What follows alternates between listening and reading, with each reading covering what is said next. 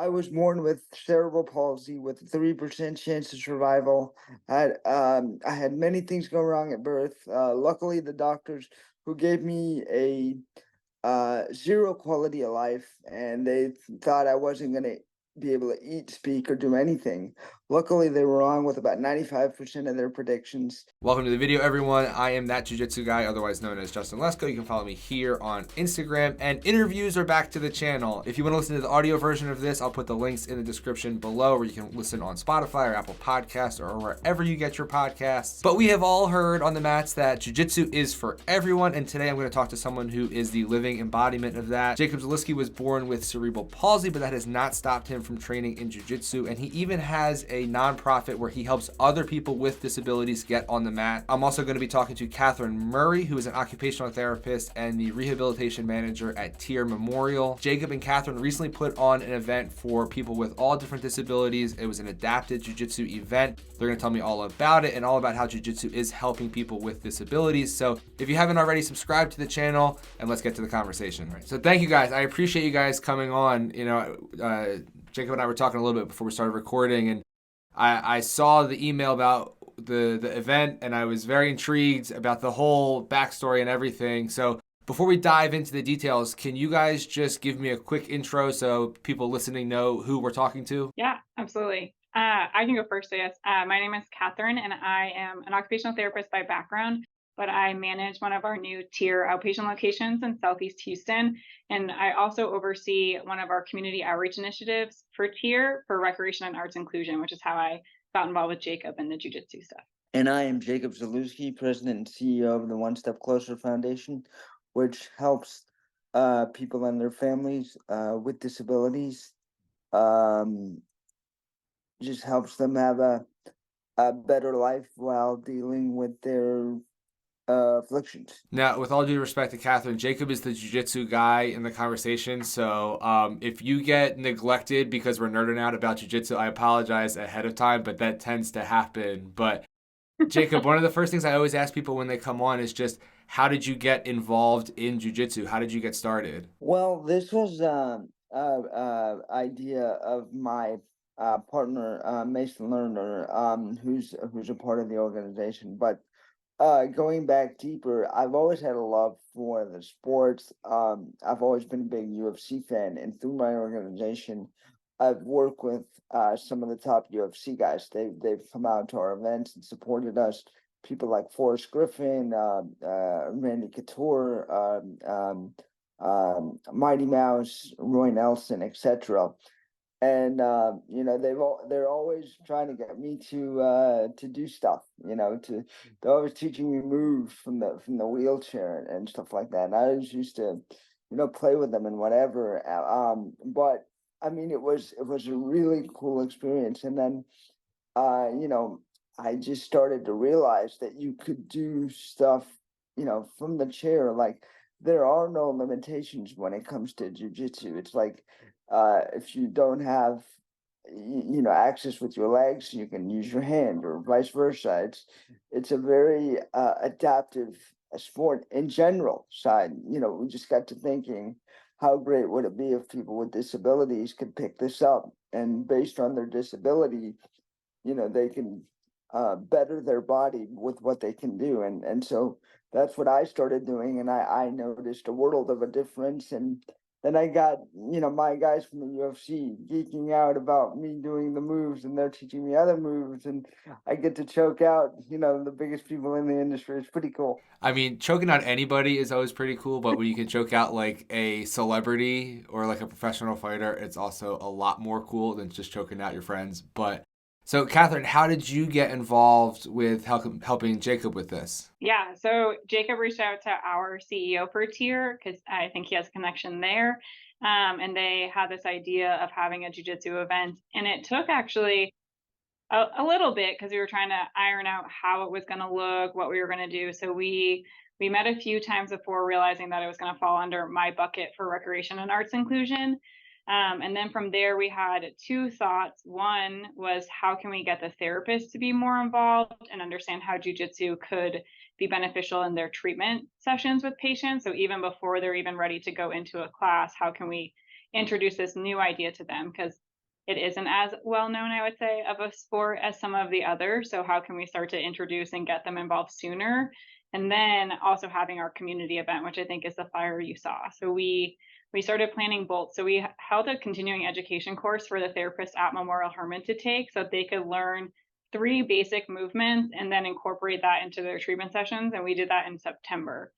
And then we held our community event after, where a few therapists who attended the CEU class also came and helped volunteer at the community event. Now, as a therapist, do you agree with Jacob? Do you see the benefit in jiu-jitsu in like your own practice in working with other patients, maybe people who aren't aware what jiu-jitsu is at all? Are you able to take any of that jiu-jitsu knowledge and basic understanding and apply that to your practice in other ways? Oh yeah, absolutely. So we even talked about it after the continuing education course. There was a few therapists that stayed after and really started problem solving how they were going to introduce this to their patients, because it just kind of reinvigorated their idea of therapy and their treatment sessions, where they kind of got in a rut and were doing similar things all the time to work on core strength or bed mobility.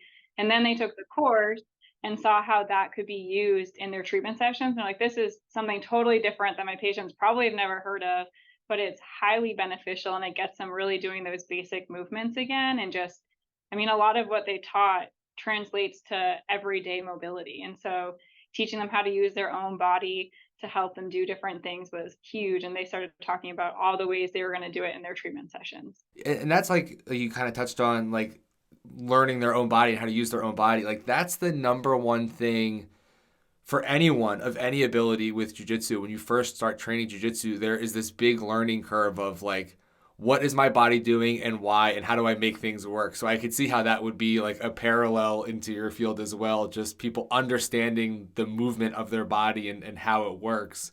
But Yeah. when you guys did the event, so I saw the email that I got about like the event, and I was like, okay, so maybe there's going to be like 2 or 3 people and like it'll be great. You know, any amount of people doing jiu-jitsu I think is a win, new people coming in. But it was like packed. I'm watching the video and it's packed, and I've always struggled with organizing more than 3 people ever in one spot.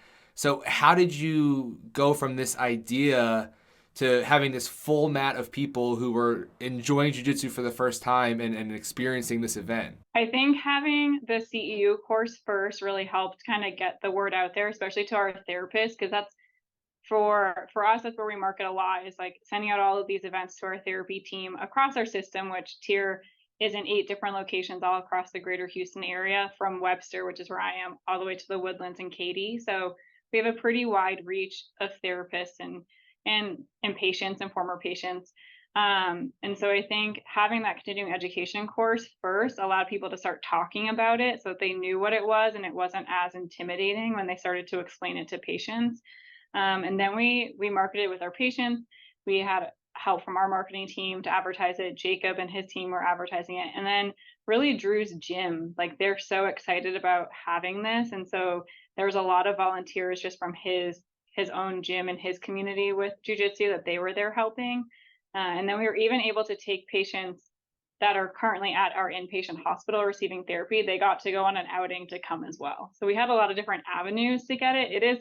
It's still always a challenge and still something we're working on. We would have liked even more people, but I think it was great, even the turnout that we had. It was fantastic. Yeah, I was like pleasantly surprised to see so many people there, and jiu-jitsu is one of those things where if you don't know what it is, it's weird. Like it just is a weird hobby. Like it's a weird thing to do. So I was a little bit nervous that it was going to be people who were like, all right, I don't know if this is for me. Like this is weird. What are we doing? But it seemed like everyone was having a good time and was enjoying what was going on. My boyfriend came for a minute. He's in jiu-jitsu and a few of his friends have done it before. So I know a little bit. But he came towards the middle of it and he was like, I'm shocked that this many people are here, because this is a very like personal, also vulnerable activity to do at times, especially if you have done it before, you know what to expect. So then you're coming in with a new disability and you might not know how are you going to do something again. And so he was in awe of how many people came. You know, one of the things that that I learned that wasn't sure of. Whenever you I'm a CEO of our nonprofit, and so whenever you're doing an event for the first time, you never know how it's going to turn out, if people are going to show up. You can plan, a couple months, and it's the anxiety of doing something new, and you don't know if it's going to work or not. So it's always a pleasant surprise when you exceed your own expectations for an event. And with this jujitsu event, I like you, I didn't know what to expect, and I was so not only was I pleasantly surprised to see see how it came out, but I was also I thought about one of my favorite things about jujitsu is it's such a big crowd. It's such a big network that one of the things that I thought even more so than your body learning what to do is that when you do the sport, you have such a inclusivity, and it's such a networking opportunity for people. A lot of the people, and I'm counting myself in this, is that when you're in the hospitals doing whatever you have to do, you don't really get out much. You're kind of isolated. You're waiting for your treatment to be done, and it's not a fun thing all the time. So to be able to get out, especially for those guys who are inpatient. We had one guy who looked like he couldn't move very well at all, and he looked pretty scared. He was watching me do the exercise, and then he looked pretty scared, and he had some mobility issues. But I was like, hey, get down there, make it work. And we had some great people, get him on the mat, take care of his affliction so he can move and do what he needed to do safely. And he loved it so much. By the end of it, he was doing more than I was. You know what I mean? And he wasn't getting off the floor. He loved it. So that was really cool to see. Are you guys going to do more of these in the future? Is there more in the works? Absolutely. Bigger and better, more and more Hopefully people? bigger and better, yeah. So, Jacob, I just wanted to, on a completely unrelated note, since you've talked about, being a fan of the UFC and all that, as of the time we're recording this, we don't know the main event yet for UFC 300, so I'd be interested to get your predictions on what you think the main event should be / what you would want it to be. Maybe, if Conor McGregor's healthy again, maybe bring him back for some, ultra amazing match, or bring back Israel Adesanya to do something really cool, or bring back one of the old school guys. Bring back Roy Nelson to do something. You know what I You're mean? just trying to get your buddy on the card. That's all. You're I'm just trying to just get trying to your get my buddy buddy paid. on the That's all. card, I see what's happening. right? I see what's happening. I'm talking to Mighty Mouse, and I've showed him the video, and he's looking to potentially come out and help us out eventually on this project, and be one of it, because he's really into jujitsu, and he wants to help us out, so that would be really cool. And I got Randy Couture behind us too. So I do this thing where every time there's a UFC event or like someone in the news, I try to call them out as much as I can, but like in a polite way because I don't like to be a troll. So for a while, I was trying to like tweet at Mighty Mouse to like, come on, Mighty Mouse, like don't duck me because you got way too much better things to do than worry about fighting me in a jiu-jitsu match. So if you talk to Mighty Mouse, tell him to answer my DM, and we can do like a super fight, and then maybe we can do it. I'll send him a message after this. This is what we'll do. We do a super fight at the next event you guys do, right? And no one will care about me whatsoever, but Mighty Mouse being there for the super fight will bring in more people to help with you guys on the mat and training. Uh-oh. I think we lost Jacob. I got disconnected. I apologize. No worries. No worries. I thought you were done with us and you didn't want to hang out anymore, but Yeah, well, Mighty Mouse came in, I had to call him. listen, if Mighty Mouse calls you back, you hang up from this call immediately. Do not talk to me instead of talking to Mighty Mouse. Like that's rule number 1 in your life. But what was the question? I'm sorry. No worries. The question was for your nonprofit. A, can you tell me a little bit more about your nonprofit? And B, are you doing things with other sports? Because I know you're involved in other sports as well. Are you doing things with other sports besides jiu-jitsu? Yes, actually, we're one of the sponsors for actually TIRR's Hot Wheels, which is a adaptive wheelchair basketball team. Who correct me if I'm wrong, Catherine. They're winning at the championship, or won the championship this year, or I know they won it a few years ago. I don't know if Years they won it this year. ago. They didn't win it this year, but they did win it a few years ago. Well, actually, this year's not over yet, but their prep team is doing really well. So they have a high school age team, and then they also have a prep team, which is kind of like your elementary school to middle school team, and they're doing really well. So I think they have a chance. But they have won the championship, I think, a few times, like 3 or Yeah, 4. no, they're fantastic. And Yeah. me being as active as I am, I went out there to see them, and I was like, oh my God, I have no chance here, you know. So it's it's amazing. And then we actually started doing an adaptive tennis tournament. So any sport that can get people out and adaptive and use what they have, you know, whether it be in their wheelchair or wherever, we're sponsoring it. And you know, the goal of the organization is just to make life a little better for, you know, for whatever the affliction is. We don't aim to cure. I mean, if we can, that would be phenomenal. But we're aiming to make life a little better with the affliction you have. Is kind of the goal of the organization. And I started it 17 years ago now. It's hard to imagine. I was born with cerebral palsy with a 3% chance of survival. I had many things go wrong at birth. Luckily, the doctors who gave me a zero quality of life, and they thought I wasn't gonna be able to eat, speak, or do anything. Luckily, they were wrong with about 95% of their predictions. I was adopted by two of the most wonderful people on the planet, and I'm 41 in 2 weeks. So, you know I'm here for a reason. I started the organization to help those less fortunate. And our organization does around we have 7 programs now we do within the organization.